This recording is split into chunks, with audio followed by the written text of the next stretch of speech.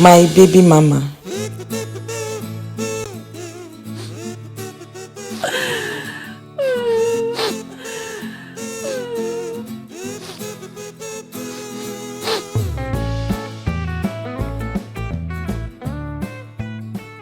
Money made me untouchable, or so I thought, until the day my own blood came knocking, demanding a debt I never knew I owed. I was the kind of man mothers warned their daughters about. Rich, charming, and dangerously smart. In Harare, where money rolled and connections mattered more than conscience, I was a king. My name, Kudzi Mazimba, carried weight. My businesses thrived, my cars turned heads, and my suit smelled of imported success. I had a secret, one I buried deep until it dug itself out. I never planned to be a father. Babies were for married men, for family types. I was neither. Women were an accessory like my Rolex, expensive but replaceable. That's why when Nokotula called me 3 years ago, voice trembling, telling me she was pregnant, I laughed.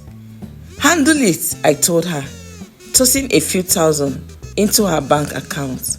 Problem solved, or so I thought. 3 years passed and my life only got better. Bigger deals, wilder nights, new women. Then one evening, after closing a major deal, I walked into my penthouse and found her waiting. But it wasn't Nokotula. It was a little girl. Big brown eyes, a tiny frame dressed in a faded blue dress. She clutched to a teddy bear in one hand and a folded paper in the other. Who let you in? I demanded, confused and irritated. She didn't answer. She only stretched out the paper. I grabbed it, scanning the words. My throat tightened, my vision blurred. I am your daughter. My mother is dead. I looked at the little girl standing in my penthouse, tiny chest rising and falling with nervous breaths. She couldn't have been more than 3 or 4. Her hair was unkempt, her dress slightly oversized, but it was the eyes that shook me. The same brown eyes I saw in the mirror every morning. I swallowed hard. What's your name? She hesitated, gripping her teddy bear tighter. Tariro. Hope. That's what her name meant in Shona. But at that moment, I felt nothing close to hope. I felt trapped and confused. My mind scrambled for answers. Who brought her here? How did she find me? And most importantly, where was Nokotula? I glanced at my security cameras, then back at Tariro. Where's your mother? She looked down, her fingers playing with the teddy bear's worn-out ear. She's gone. Gone? The word sent a cold shiver down my spine. I fished my phone from my pocket, scrolling to Nokotula's number. Disconnected, I tried again.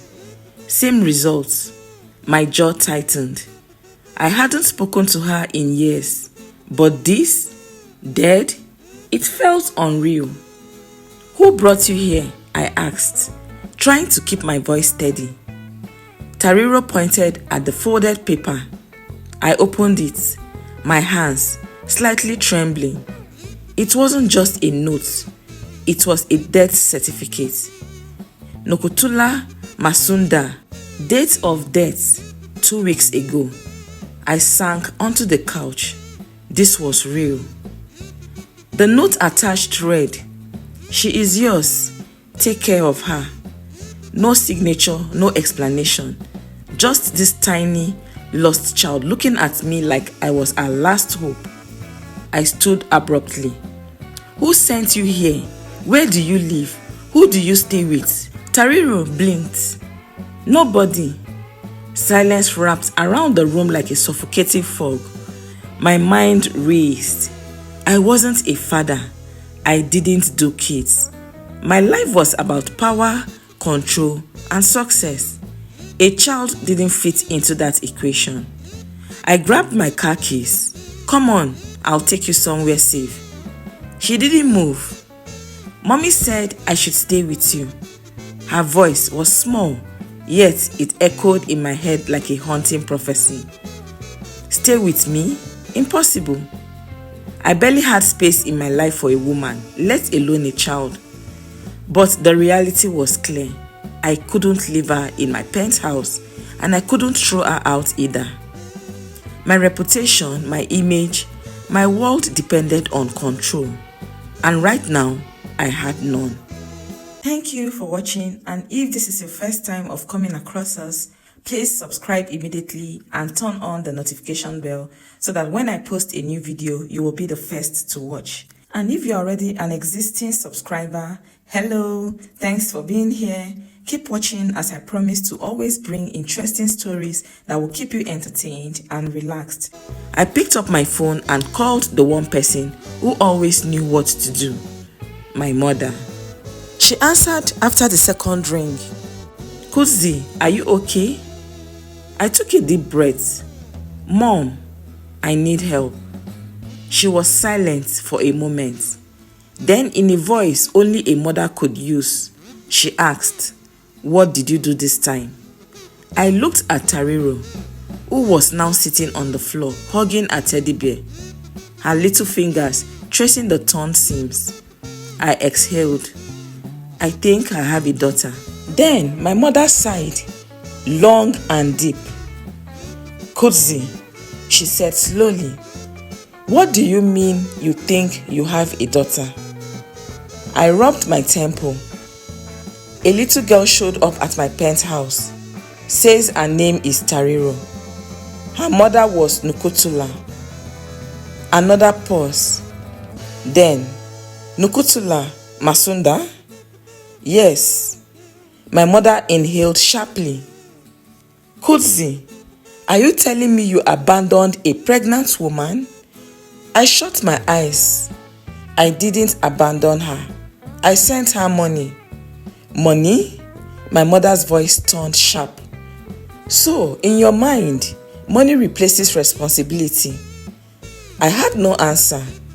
She sighed again, her voice softening. Where is the child now? Here, sitting on my floor. Is she hungry? I blinked. I hadn't even thought about that. I glanced at Tariro, who was hugging a teddy bear, eyes drooping with exhaustion. Probably, I admitted. My mother made a clicking sound with her tongue. Kudzi, listen to me carefully. You are her father. Whatever mistakes you made with her mother, you cannot make them again. Bring her here. I hesitated. Taking the child to my mother's house felt too final, too real. Mom, I don't even know if she is really mine. Her mother is gone. Kudzi, what matters now is the child. Bring her. I had no choice. I crouched in front of Tariro. Come, let's go get some food. She looked up, her brown eyes searching mine. Where? To my mother's house? She hesitated, then nodded. I helped her to her feet, her tiny hands sliding into mine. The contact was strange, foreign. I wasn't used to small, delicate things. In the car, she clutched her teddy bear tightly, staring out the window as the city lights blurred past. She was quiet, too quiet for a child. Halfway, there she finally spoke. Are you really my daddy? I gripped the steering wheel. I don't know yet. She turned to me, those brown eyes piercing. My mother said you are. I exhaled. We'll find out soon. When we arrived at my mother's house, she was already waiting by the door. She took one look at Tariro and covered her mouth, eyes glistening. Without a word, she opened her arms. Tariro hesitated, then walked into them. My mother stroked her back gently. "You are safe now, my child." As I watched them, something twisted in my chest. Guilt, regret. I wasn't sure. But one thing was clear. My past had just caught up with me, and it was holding a teddy bear. Some mistakes sleep peacefully in the past until they wake up knocking on your door, wearing your own face. The weight of what was happening hit me when I saw Tariro sleeping on my mother's couch, her tiny chest rising and falling in steady breaths. She looked at peace. I wasn't. I sat across from my mother, rubbing my hands together. "Mom, I need a DNA test." She frowned. "Kudzi, look at her." I had, and that was the problem. The resemblance was too strong. But accepting it meant everything that came with it. The responsibility, the guilt, the shame. My mother sighed. "What will a DNA test change?" "She needs you." "I just need to be sure," I muttered, more to myself than to her. She shook her head disappointed. "Do what you must, but until then, she stays here." I nodded, and that was the plan. But plans had a way of falling apart. The next morning, I called my lawyer. I need to track down anything on a woman named Nokutula Masunda, recently deceased. A few hours later, he sent me everything: a death certificate, last known address, and something that made my blood run cold. A hospital report. Nokutula hadn't died in an accident. She had died of cervical cancer. 3 years, that's how long she had been sick. 3 years of hospitals, treatments, and suffering. And I never knew. I clenched my fist. Guilt burned in my throat like acid. I had ignored her, dismissed her, and she had died alone. I only stood there abruptly. I needed air. But as I reached for my car keys, my mother's voice stopped me. "She left a letter," she said softly. I turned. "What?" "For you."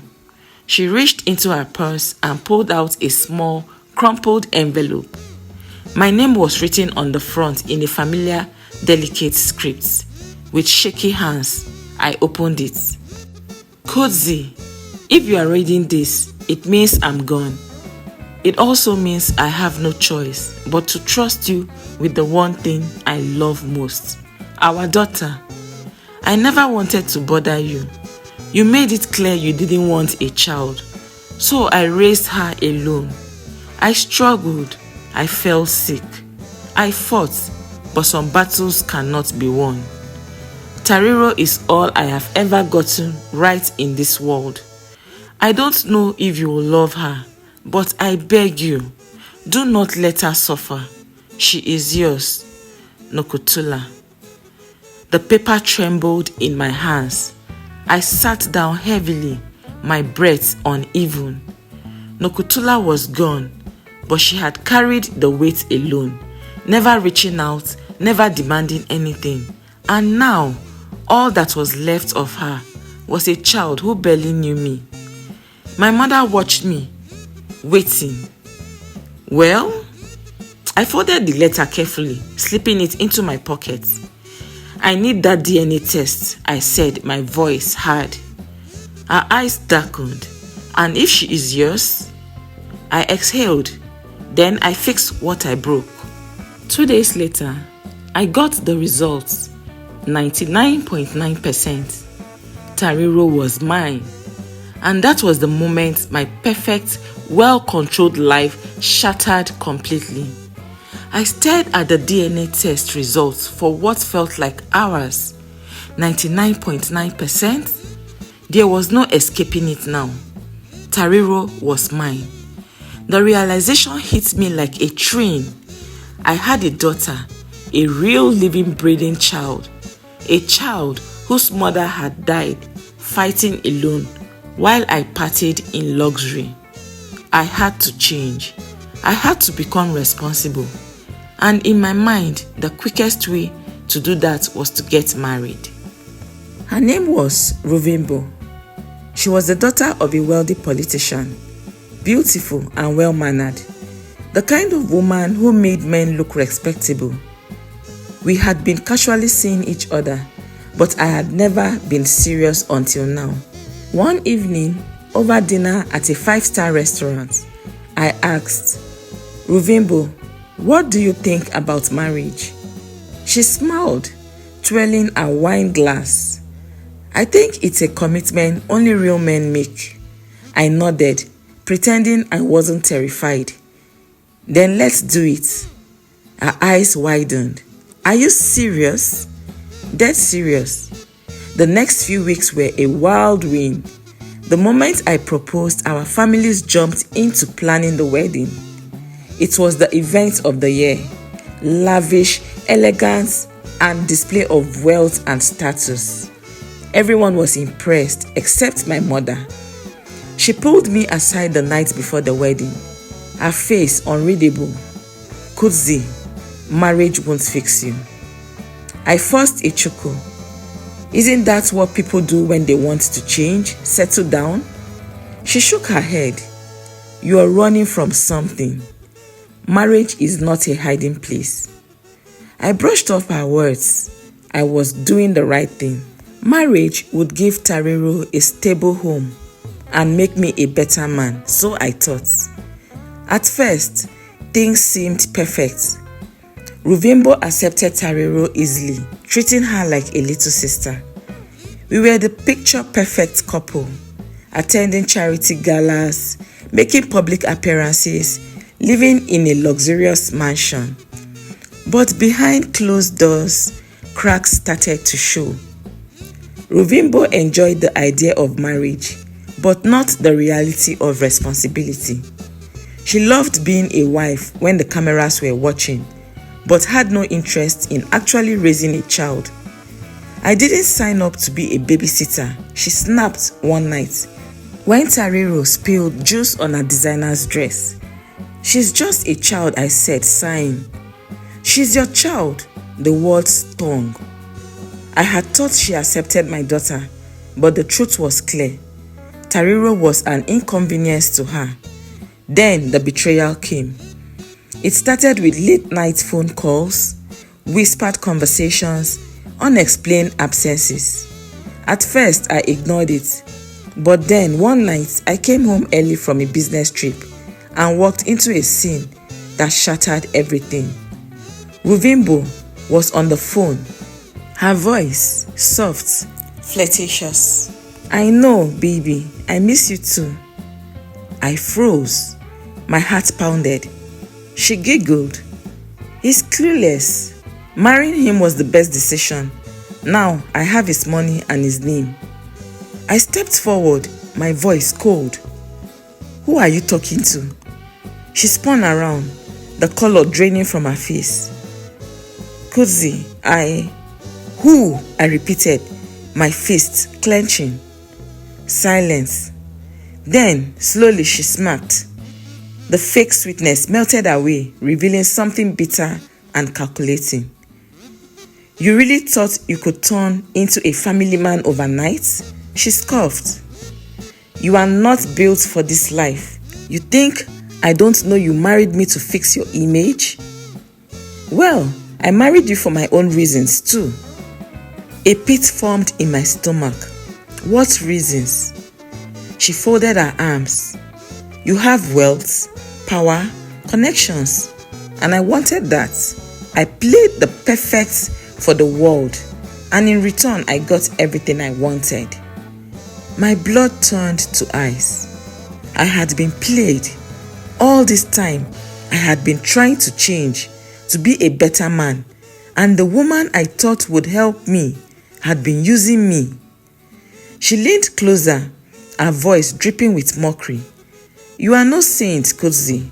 We both know that, so don't act like the victim now." I turned and walked away, my mind spinning. I had married her to become responsible.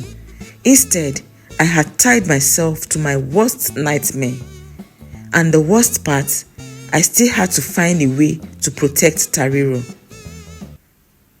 Some battles are won with power, others with patience. But the deadliest ones, they are won with deception. Ruvimbo thought she had played me, but she had no idea that I had been playing her too, or so I thought. After uncovering her betrayal, I moved carefully. I collected evidence, set legal traps, and prepared to strip her of everything. She had married me for wealth and status, so I would take both from her. But Ruvimbo wasn't a fool. One night, just before I was about to file for divorce, she walked into my home office, holding a glass of wine like she had no care in the world. "So," she said, swirling the glass, "you think you've won?" I leaned back in my chair. "I know I have." She smiled, a slow, knowing smile that made my stomach tighten. "I know what you've been doing, Kudzi," she said, taking a sip. "The private investigators, the financial tracking, the phone records." I kept my face neutral. "And?" She placed a file on my desk. "And I've been doing the same." I frowned, opening it. My blood ran cold. Inside were documents, paper trails leading back to my company. Deals I had made in my early days, some not entirely legal. Nothing too incriminating, but enough to put my business at risk if it went public. I looked up. She was smirking now. "I learned from the best," she whispered. For a long moment, we just stared at each other. Two players, two predators, waiting for the other to make a move. I finally exhaled. "What do you want?" She sat down across from me. "Half." I scoffed. "That's not happening." "What?" "Oh, but it has." "It is happening," she said sweetly. "Unless you want your investors and the government to start asking questions about those old transactions." My fist clenched. This woman, she had anticipated everything, just like I had planned to ruin her. She had set her own traps. Checkmate. In the end, we settled. She walked away with a significant amount of money. Not enough to cripple me, but enough to keep her in luxury. And she made sure to live with her dignity intact. The media called it an amicable divorce, a mutual decision between two powerful people, a love story that just didn't work out. Only we knew the truth. It had never been about love. It had been a war. And in war, there are no real winners. But if I had lost the battle with Ruvimbo, I was determined to win the one that mattered, Tariro. At first, I struggled. Being a father wasn't about money or power. It was about patience, sacrifice, and showing up every single day. But then, one evening, something changed. Tariro curled up beside me on the couch, a teddy bear in hand. "Daddy." I looked down at her. "Yes?" She yawned. "Are you going to leave me too?" I swallowed hard. "Never." She smiled sleepily and rested her head against me. At that moment, I realized something. I had spent my whole life chasing wealth, women, and power. But none of it mattered, because for the first time in my life, I wasn't just winning, I was home. Money and power may give you control, but they can't buy loyalty, love, or true happiness. Kudzi thought wealth could solve all his problems, playing smart with women, fixing his image, and even escaping responsibility. But in the end, he learned the hard way that every action has consequences. Ruvimbo, on the other hand, was just as cunning, proving that in a game of deception, no one truly wins. She secured her own future, but at the cost of a marriage built on lies. The real victory wasn't in the money or revenge. It was in responsibility. Kudzi's true transformation came when he embraced fatherhood, realizing that being a good man isn't about what you have, but what you are willing to give. Moral lesson: a man who plays games with women because he has money will one day meet a woman who knows how to play a better game.